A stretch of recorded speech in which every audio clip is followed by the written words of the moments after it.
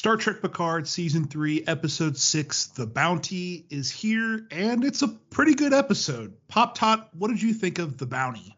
Yeah, I could kind of sense the tone in your voice. It is a good episode. It's a better than good episode. It's chock full of nostalgic Easter eggs, but at times it just felt like it was really jumbled. There's like scenes that were 15, 20 seconds long. But I mean, overall, I really enjoyed this episode. It's almost kind of like a icing on the cake because there's a little bit of a heist to it. There was the Titans on the run. They've got ships.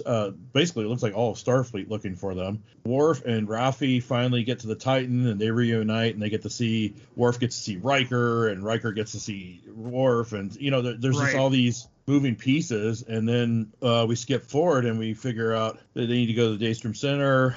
Riker, Raffi, Worf split off. They go to Daystrom. The Titan has to escape because a bunch of ships show up. They decide they need to go get the help of Geordi, who now runs the Museum of Ships. And so we have these Easter eggs back and forth. And it was a really good episode, and there was a lot of nostalgia to it. I think this episode was probably the most entertaining, or one that you have fun with.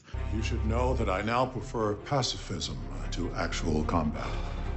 Energize, or I'm gonna die. But I feel like it might have lent too hard to memberberries and nostalgic moments, which I really love, but it was like you said, we're at a point now in the plot where I think everything is pretty crucial to know what's going on. And I enjoy going over, hey, the Defiant and the Constitution and the Voyager and all that, but it's like I really want to know what's going on. The one that confused me though was so Jack and Seven are sitting on the bridge, and she's showing him all the ships that are around there, and the first one she shows him is the NCC 1975, the New Jersey, and I looked in Trek Wiki, and the 1975 was the Amazon. And it was a Miranda class. So I was like, because I was really wanting to see what the importance of that ship was, since all the other ships she showed him had a great deal of importance in the Star Trek universe.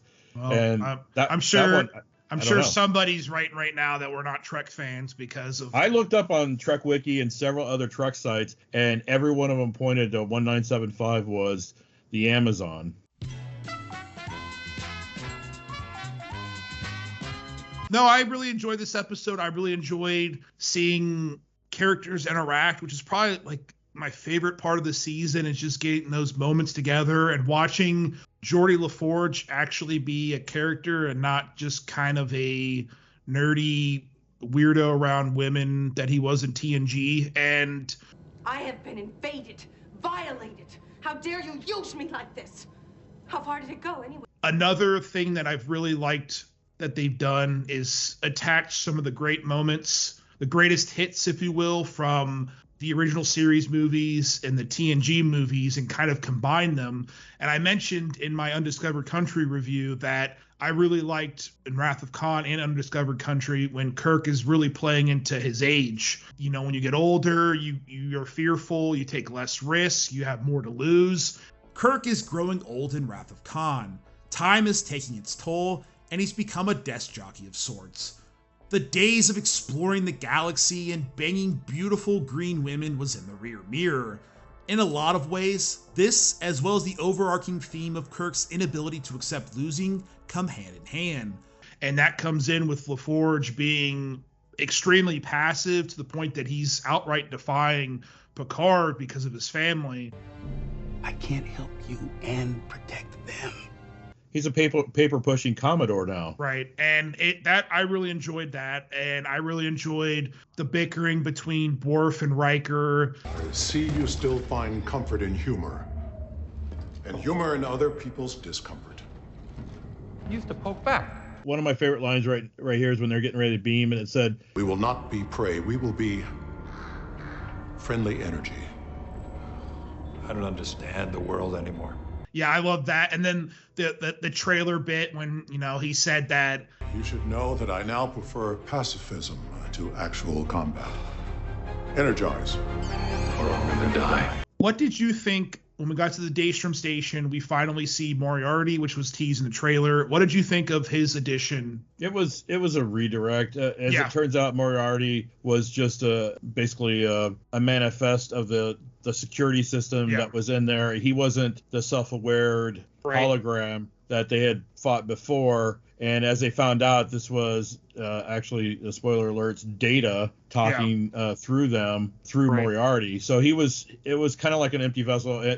But I got to tell you, and we said this when we watched this, is the actor who plays Moriarty in Next Generation now, dude hasn't aged. No, Miss Tot and I just watched the last episode he was in, where they basically went off in the sunset with the Countess and all that, and Barclay walked off with the holodeck cube that he was in. The whole security measure was based off the whistle scene from Encounter at Farpoint, which is really charming.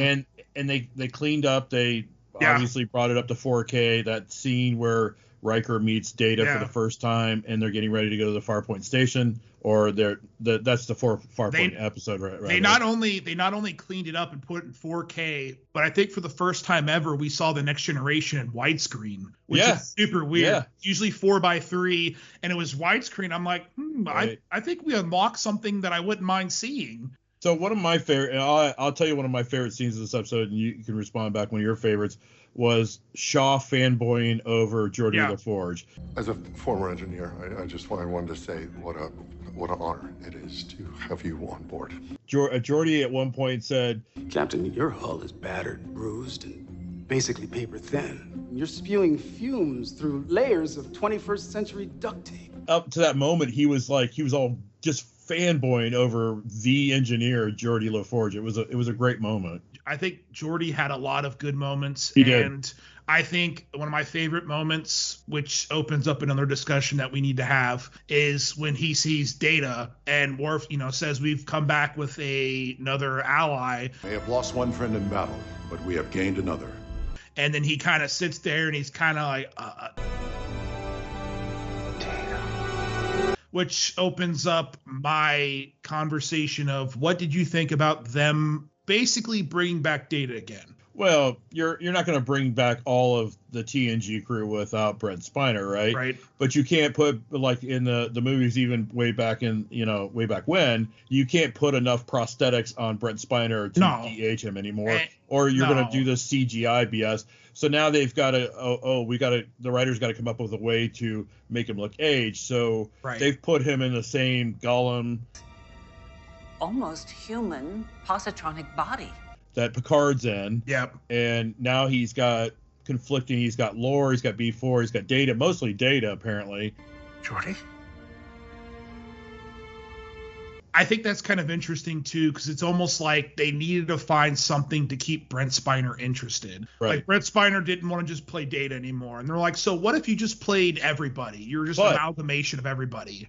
But the interesting caveat to me is how well Brent Spiner's facial tics change between B4 lore and Data. It was crazy in that moment because he was having these, almost like an episode, and his facial tics would actually just change with that. But to the point where you knew exactly who he was. And without it was like, that's Brent Spiner. There's room to say that he might have been the best actor on TNG, if not, next to Patrick Stewart, and he acted his ass off, and I think he really proves it here. I kind of rolled my eyes because they found a way to bring him back, and Rafi acknowledges, like, didn't he die twice? And it's like, I thought Data died twice. Yeah, they just kind of found a way to bring him back. So Soong pops up in a projection that was basically expository dialogue on why this Data version exists.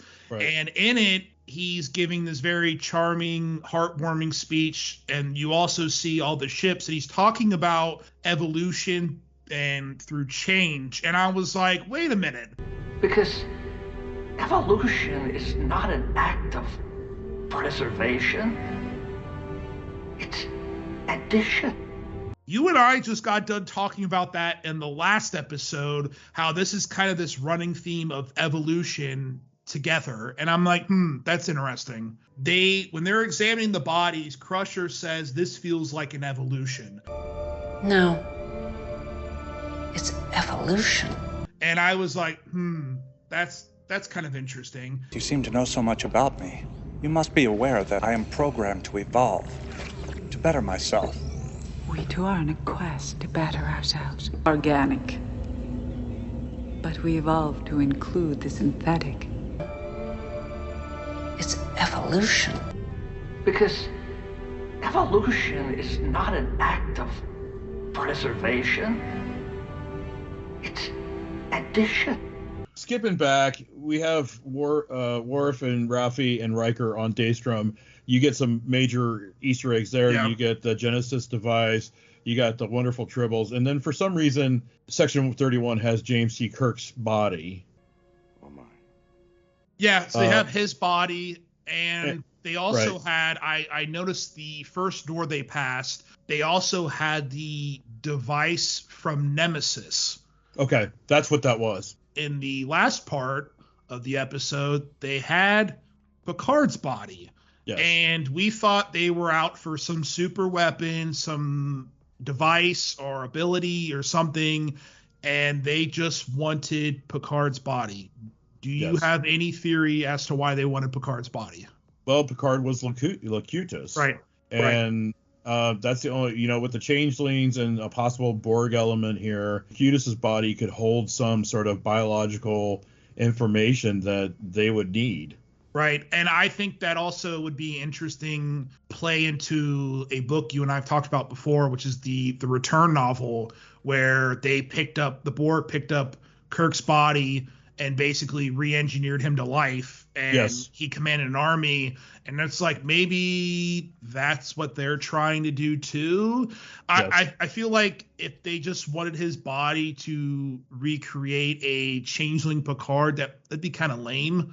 I feel like they wouldn't have to go through all that shit just to have a changeling Picard. I feel like they want a Locutus to run. I could be wrong. I don't know. One of the major plot lines of the last episode was Jack and his issues, and it needs to be said in this episode that Beverly quickly dismissed it, and she had a brain scan, and he's got aromatic syndrome like Picard, but it's advanced, and it's causing him to have all these daydreams and whatnot. So she's giving him, meds or something to control it, and so that's Jack's dealing with that, and there seems to be almost a closeness with Jack and Geordi LaForge now. Yep.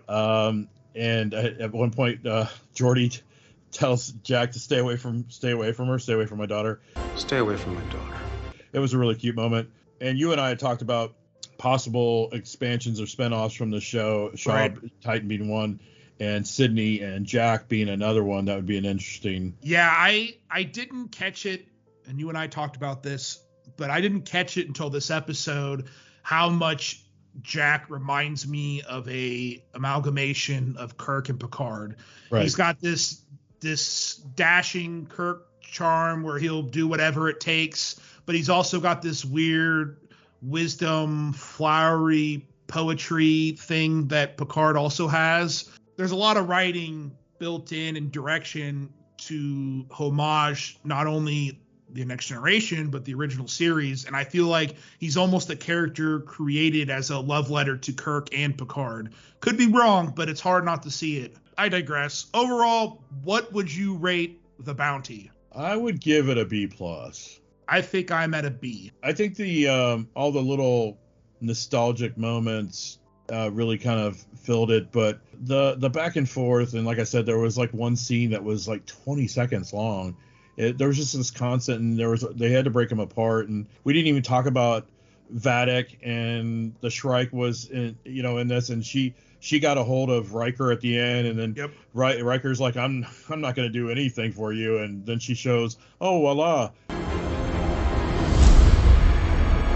There's all this other stuff, and I know they're trying to put 10 pounds of crap in a 5-pound bag, but yeah, the episode was kind of a little all over the place for me. There's a lot of moving parts still, and I wish some of it was more solidified at this point. Again, these are super nitpicks because at the end of the day, it just warms my heart to see these characters interact again. But, we do have this bigger plot at hand, and we don't really know what the hell is going on 6 episodes in. No, it doesn't put down the production quality, the movie like essence of this episode, absolutely, or all these episodes, and the music. They showed Voyager. There's Voyager music in the background. Which one's that? I really enjoyed this episode. I think it leaned a little too hard on memberberries, but of the 6, I think it's probably the most entertaining. I'm curious about where it goes from here, and this is where it gets scary because you and I are jumping off the deep end. Regardless, you guys, we will still have reviews up Thursday. As usual, thank you guys so much for watching and supporting. It means the world. Let us know in the comments, what do you think they want with Picard's body? That's what I'm curious about. Why do they want Jean-Luc Picard's naked dead body? Let us know in the comments. We'll see you guys on the next one. Bye, Tots. Thanks, guys.